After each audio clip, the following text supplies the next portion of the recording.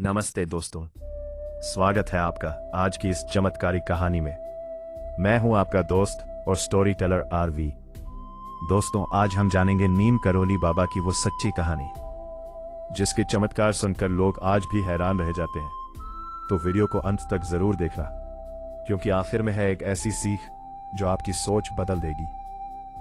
आज के इस वीडियो में हम एक ऐसी रूहानी कहानी के पन्नों को खोलेंगे जो सिर्फ स्याही और कागज का पुलिंदा नहीं है, बल्कि एक साक्षात दिव्य अनुभव है।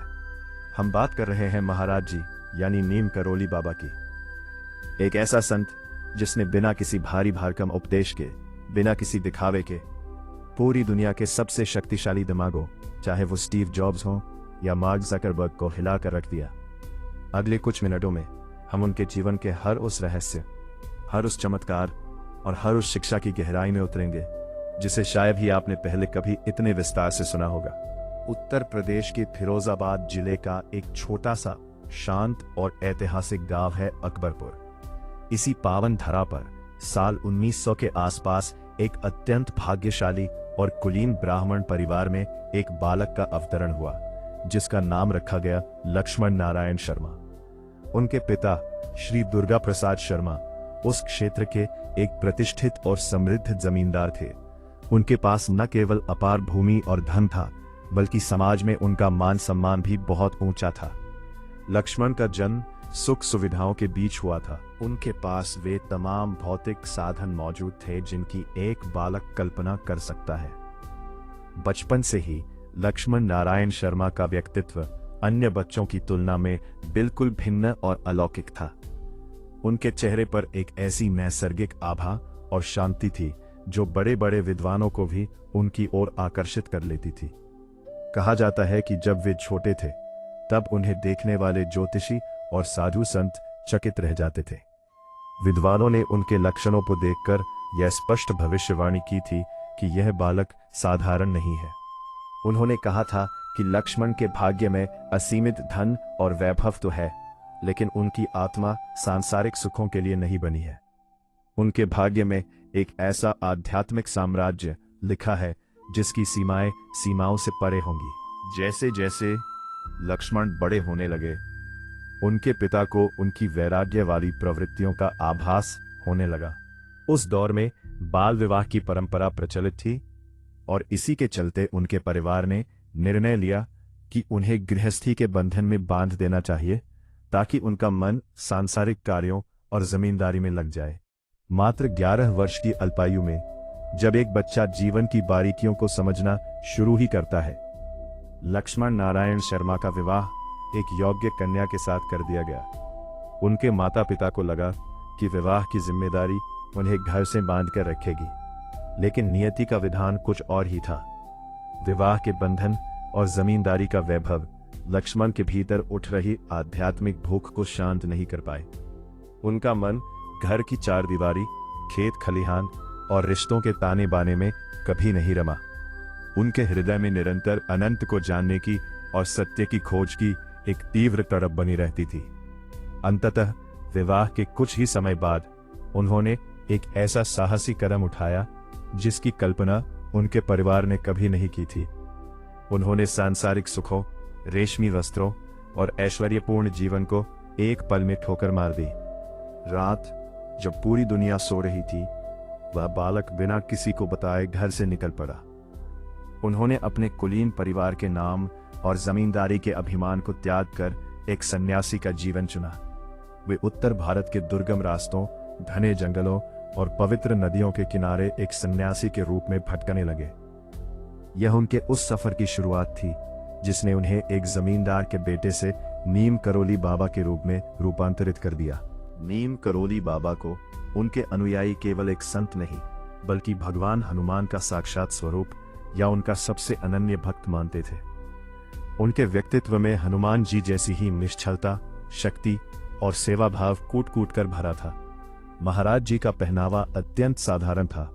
वे अक्सर एक धारीदार कंबल ओढ़े रहते थे जो उनकी पहचान बन गया था। कहा जाता है कि उनके दर्शन मात्र से ही भक्तों के भारी से भारी दुख और मानसिक अशांति क्षण भर में दूर हो जाती थी। वे शब्दों से ज्यादा अपनी मौन उपस्थिति और प्रेमपूर्ण दृष्टि से लोगों का मार्गदर्शन करते थे। उनकी पूरी आध्यात्मिक विचारधारा और जीवन का सार केवल 3 सरल सिद्धांतों में सिमटा हुआ था। लव एवरीवन, सर्व एवरीवन, रिमेंबर गॉड। यानी सबको बिना किसी भेदभाव के प्यार करो, दीन दुखियों की सेवा करो और हर श्वास के साथ उस परमात्मा का स्मरण करो। बाबा का मानना था कि ईश्वर तक पहुंचने का सबसे सुगम मार्ग मानवता की सेवा ही है।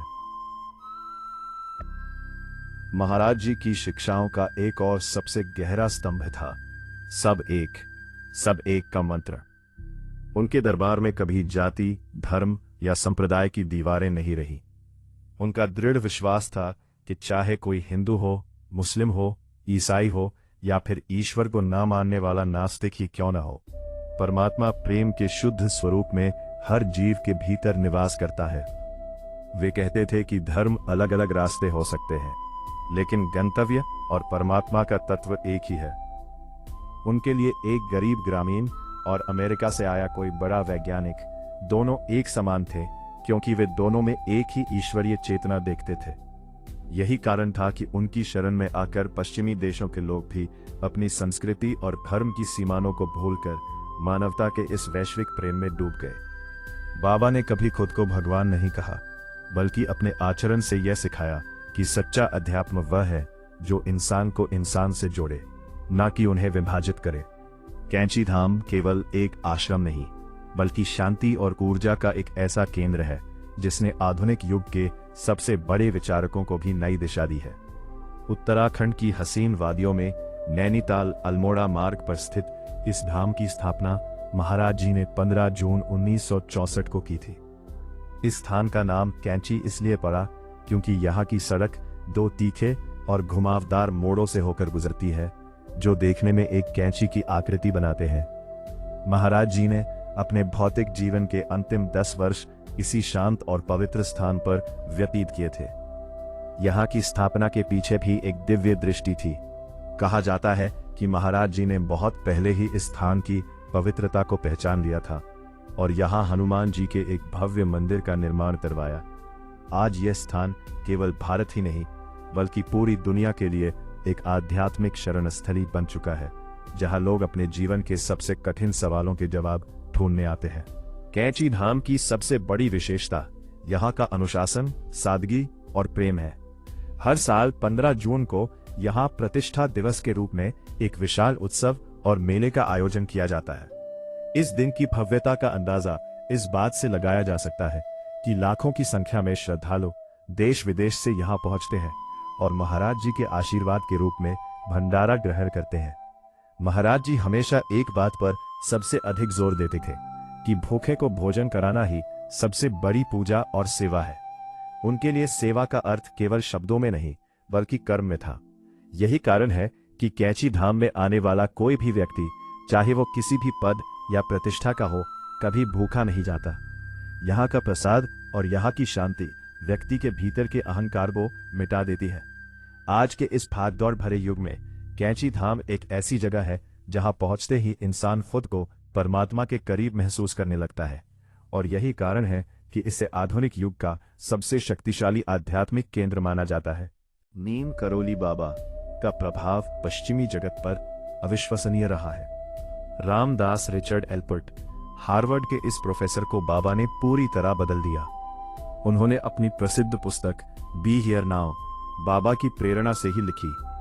स्टीव जॉब्स, 1974 में जॉब्स बाबा से मिलने भारत आए थे, लेकिन उनके पहुंचने से कुछ महीने पहले ही बाबा ने शरीर त्याग दिया था। हालांकि जॉब्स ने वहां रहकर जो अनुभव किया, उसी ने बाद में एप्पल की नींव रखने में मदद की। मार्क जुकरबर्ग, जब फेसबुक संकट में था, तब स्टीव जॉब्स ने जुकरबर्ग को कैंची धाम जाने की सलाह दी थी। मार्क वहां आए और उन्होंने खुद स्वीकार किया कि वहां से उन्हें एक नई दृष्टि मिली।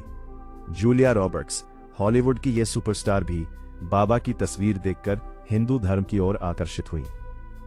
11 सितंबर 1973 की वह रात अध्यात्म के इतिहास में एक अमिट तारीख बन गई, जब नीम करोली बाबा ने वृंदावन के एक अस्पताल में अपना शरीर त्यागने का निर्णय लिया। इस घटना की पृष्ठभूमि कुछ दिन पहले ही शुरू हो गई थी, जब महाराज जी आगरा में थे।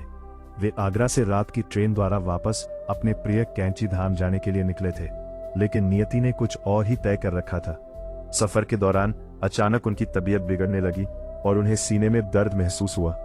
उनके साथ मौजूद अनुयायी घबरा गए और उन्हें तुरंत मथुरा रेलवे स्टेशन पर उतारा गया, जहां से उन्हें वृंदावन के एक अस्पताल ले जाया गया। अस्पताल में डॉक्टरों ने तुरंत उनका परीक्षण किया और पाया कि चिकित्सकीय रूप से उनका हृदय बिल्कुल सामान्य और स्वस्थ था, लेकिन बाबा की चेतना उस समय सांसारिक बंधनों से परे जा चुकी थी। वे पूरी तरह जानते थे कि उनकी इस लोक की यात्रा अब संपन्न हो चुकी है और उन्होंने अपनी देह त्यागने का मन बना लिया था। अस्पताल के उस कमरे का दृश्य बहुत ही हृदयस्पर्शी था। जब डॉक्टरों ने उन्हें बचाने की कोशिश में उनके चेहरे पर ऑक्सीजन मास्क लगाया, तो महाराज जी ने एक ऐसी मुस्कुराहट बिखेरी जिसमें इस नश्वर दुनिया की निरर्थकता साफ झलक रही थी। उन्होंने अपने हाथों से उस मास्क को धीरे से हटा दिया और शांत स्वर में कहा, "यह सब बेकार है।" इन शब्दों में एक गहरा वैराग्य और यह संदेश छिपा था कि जब आत्मा परमात्मा से मिलने के लिए तैयार हो तो ये कृत्रिम साधन उसे रोक नहीं सकते। उनके अंतिम शब्द जय जगदीश हरे थे, जिसे उन्होंने बार बार दोहराया, मानो वे अंत समय में भी उसी ब्रह्मांड के स्वामी की महिमा गान कर रहे हों जिनसे वे मिलने जा रहे थे। तड़के करीब 1:15 बजे उन्होंने अपनी अंतिम सांस ली और महासमाधि में लीन हो गए। आज भी वृंदावन आश्रम में बना उनका समाधि स्थल भक्तों के लिए एक ऐसी जगह है जहां लोग उनके उसी प्रेम और उपस्थिति को महसूस करते हैं जो उन्होंने अपने जीवित रहते हुए पूरी दुनिया को दी थी। उनके अंतिम शब्द थे, जय जगदीश हरे। नीम करोली बाबा की विरासत आज भी उतनी ही जीवंत और प्रभावशाली है जितनी उनके जीवन काल में थी। सबसे आश्चर्यजनक बात यह है कि महाराज जी ने अपने पूरे जीवन में कभी कोई भारी भरकम किताब नहीं लिखी, न ही कभी मंचों से लंबे चौड़े उपदेश या भाषण दिए, लेकिन फिर भी उनका पूरा जीवन ही मानवता के लिए एक खुली और स्पष्ट किताब बन गया। उनकी शिक्षाएं किसी पन्ने पर नहीं, बल्कि उन लाखों लोगों के चरित्र में दर्ज हुई जो उनके संपर्क में आए। आज के इस आधुनिक युग में भी उनकी परंपरा थमी नहीं है। साल 2024 में भी राहुल वर्मा जैसे समर्पित अनुयायी NKB डिवाइन मेडिटेशन फाउंडेशन के माध्यम से उनकी विरासत को आगे बढ़ा रहे हैं। ये संस्था महाराज जी के सिद्धांतों पर चलते हुए मुफ्त ध्यान सत्र और निस्वार्थ सेवा के कार्य कर रही है, जो ये दर्शाता है कि बाबा की सबकी सेवा वाली विचारधारा आज की पीढ़ी के लिए कितनी प्रासंगिक है। महाराज जी का जीवन हमें यह गहरा पाठ सिखाता है कि असली चमत्कार हाथ की सफाई दिखाने या भविष्यवाणियां करने में नहीं है, बल्कि असली चमत्कार तो किसी टूटते हुए इंसान को सहारा देने और उसके आंसू पोंछने में है। उन्होंने सिखाया कि प्रेम ही वो एकमात्र भाषा है जिसे पूरी दुनिया समझ सकती है। अगर आप आज के इस शोर शराबे वाले दौर में खुद को अकेला या भटका हुआ महसूस कर रहे हैं, तो महाराज जी का केवल स्मरण मात्र या उनकी मुस्कुराहट भरी तस्वीर का ध्यान ही आपके अशांत मन को असीम शांति दे सकता है। उनका नाम ही एक ऐसी ऊर्जा है जो आपको यह एहसास कराती है कि आप अकेले नहीं हैं। तो दोस्तों, यह थी नीम करोली बाबा की वो संपूर्ण और दिव्य गाथा जिसने 7 समंदर पार तक के लोगों को, यहाँ तक कि दुनिया की सबसे बड़ी तकनीकी कंपनियों के मालिकों को भी अपना मुरीद बना लिया। क्या आप कभी उत्तराखंड के उस पावन कैंची धाम गए हैं? या क्या आपके पास भी महाराज जी की कृपा का कोई ऐसा अनुभव है जिसने आपके जीवन की दिशा बदल दी हो? अपनी उन अनमोल यादों और अनुभवों को कमेंट्स में हमारे साथ जरूर साझा करें, क्योंकि आपकी एक कहानी किसी और के लिए प्रेरणा बन सकती है। मैं हूं आपका दोस्त और स्टोरी टेलर RV। अगर आपको महाराज जी के जीवन का यह सफर पसंद आया हो तो इसे अपने उन दोस्तों और करीबियों के साथ जरूर शेयर करें जो जीवन में शांति और सुकून की तलाश में है। मिलते हैं अगली किसी प्रेरणादायक कहानी के साथ। तब तक के लिए महाराज जी के प्रेम में मग्न रहे। आप सुन रहे थे नीम करोली बाबा की सच्ची चमत्कारी कहानी। तो दोस्तों, यह थी आज की पूरी कहानी। आपकी क्या राय है? कमेंट में जरूर बताइए। अगर आपको कहानी पसंद आई हो तो इसे लाइक करें, शेयर करें और हमारे चैनल को सब्सक्राइब करना न भूलें।